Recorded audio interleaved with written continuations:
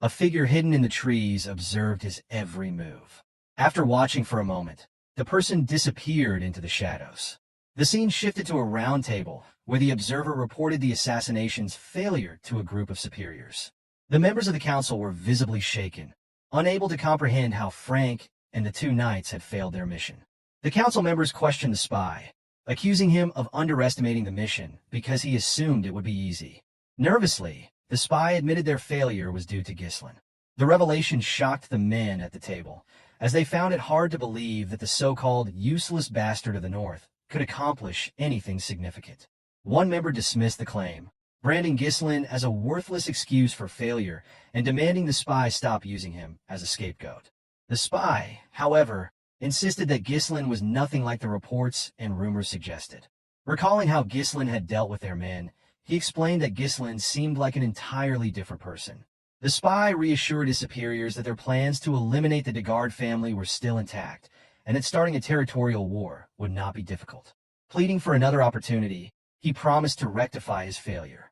The council members, unimpressed, silenced him, berating him for his inability to gather adequate intelligence on a single individual. They condemned him for delaying their plans and were outraged that he dared request another chance after his failure. The group ultimately decided to eliminate the spy. However, before the order was carried out, a man seated on a throne intervened, his voice cutting through the noise. He dismissed the commotion as tiresome and asked the spy to explain the kind of chance he was requesting. The spy confidently assured the man that he could eliminate Ghislain. When asked how he planned to do so, the spy proposed orchestrating a duel. He explained that he had someone in mind for the task. The council demanded to know the identity of this individual, and the spy revealed that his choice was Cain Logius. Cain, famous for his strength-based swordsmanship despite his young age, was regarded as a paragon of raw power. The spy argued that no one in the North could rival Cain's strength and assured the council that arranging a duel would be easy since Cain was Ghislain's cousin. The man on the throne, fixing the spy with a cold gaze, warned that there would be no further chances if he failed again. The spy vowed not to disappoint. The scene shifted to the training hall of the Perdium household. Fergus entered the room, announcing to his master that it was time for a meal. As soon as he spoke, something flew toward him. Ghislain, practicing with his mana thread, had wrapped the thread around the sword near the entrance and pulled it toward himself. Observing his own movements carefully, Ghislain tested the thread's handling, swinging the sword as he fine-tuned his control. Fergus approached, apologizing for interrupting the training session, and asked his master how he had managed to pull the sword. Ghislain showed him the mana thread, explaining that it was a technique for manipulating mana as a string. He recounted that in his past life, he had relied on this method extensively. However, in his current state, his limited mana reserves required him to implode his core to use the technique effectively. Ghislain noted that his lack of mana now restricted him to creating fewer threads. Fergus, visibly impressed, admitted that he had never seen such a technique before, despite believing himself to be well-trained in mana manipulation. He was puzzled by how Ghislain, whom he had considered unskilled and untrained, could master such an advanced method.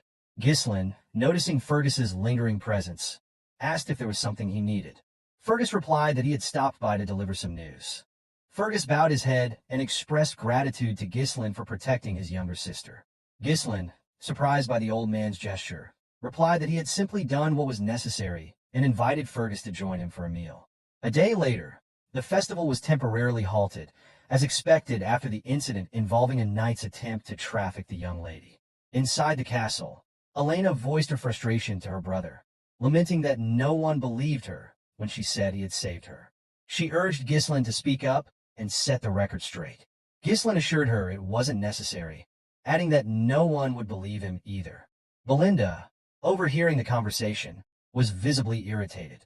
She expressed her disgust at Jamal and Philip, declaring that she always suspected the two knights were perverts and accusing them of trying to take Elena for their own gain. Ghislain, meanwhile, found relief in knowing that his sister had survived the ordeal. While he had managed to prevent a war from breaking out, he was acutely aware that their enemies would not give up so easily. Realizing he couldn't face these threats alone indefinitely, Ghislain concluded that he needed to establish his own military force. As he pondered his next steps, a maid entered the room, pushing a cart laden with food. She set a plate in front of him, and when Ghislain uncovered it, he found only a single slice of bread. Startled, Ghislain turned to Belinda and asked when they would be having dessert.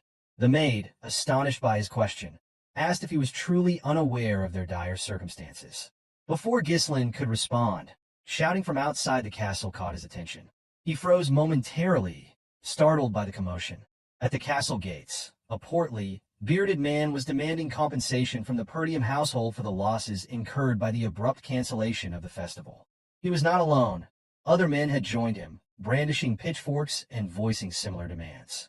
They called for Ghislain and Elena to come out, accusing them of wasting the county's money. The guards pleaded with the crowd to remain calm. Ghislain peered out the window to assess the situation, but struggled to understand the root of the unrest. Belinda, standing nearby, explained the context. She informed him that the county's economy heavily depended on merchants who thrived on the profits generated by the annual festival. While last year's festival had been profitable, this year's premature cancellation left many merchants struggling, and their anger was understandable. Ghislain was taken aback by the revelation, having not realized the county's financial state was so precarious. Recognizing the potential danger if the merchants' frustrations escalated, he resolved to intervene. He turned to Fergus and inquired about the soldiers' current actions, instructing him to deploy them to calm the crowd. Fergus, however, revealed that there were no soldiers available. Ghislain was stunned by this news, prompting Fergus to explain that most of their forces had been dispatched to the Forest of Monsters for reconstruction efforts following an orc raid. Frustration etched on his face. Ghislain absorbed the reality of their situation. Perdium was caught in an unending struggle, sandwiched between barbarian incursions from the north and the looming threat of monsters from the forest on the county's other side. The challenges of governing the region became increasingly apparent, and Ghislain realized the need for a swift and strategic response to address the growing unrest. Ghislain struggled to grasp the reality of their dire situation. No money and no soldiers. He pulled Belinda aside and reminded her that she was responsible for managing his finances. He asked her to use whatever funds he had left to calm the merchants. Belinda, visibly surprised, informed him that he had no money remaining. Stunned, Ghislain demanded an explanation. Belinda reminded him that the Count had cut off his allowance due to his past extravagance, spending money recklessly. Realizing he was broke, Ghislain pleaded with Belinda to lend him some funds, but she admitted she had no cash either. The scene shifted to Ghislain staring out the window at the town below, his thoughts racing. He couldn't believe his family was in such a precarious state. Without money, even his knowledge of the future seemed useless. Ghislain began to consider whether anything on the estate could change their fortunes.